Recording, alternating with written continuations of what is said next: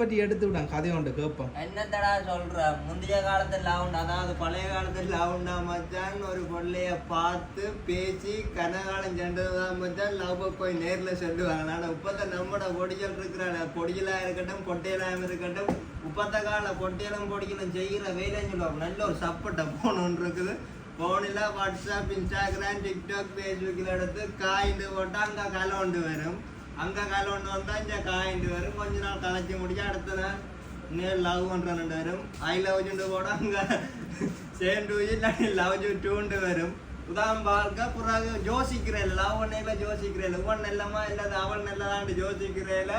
பேருந்து எல்லாம் ஒண்டாடி மொண்டாடியாக லவ் பண்ணி போட்டு பேருந்து ஒரு கொஞ்ச காலம் போய் முடிய இவன் எனக்கு சரிப்பட்டு வர மாட்டான்ட்டு யோசனை வரும். அது ஆணாம இருக்கட்டும் பொண்ணாம இருக்கட்டும் யோசனை வரும்.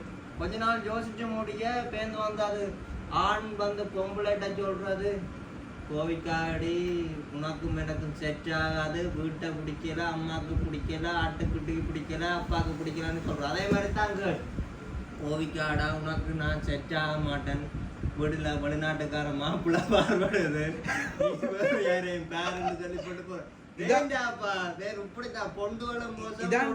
வீரனுக்கு திருநூறு அடிச்சா சொல்லி கொண்டுறாங்க மனுஷன். இப்பத்த காலத்துல லாவுண்டா போய் மாட்டான். அதான் அந்த டைமுக்கு சொல்றேன். அதான் வீரனுக்கு விபூதி அடிச்ச தர்ணம்னு சொல்லுவாங்க. உண்மை கதை மச்சான்.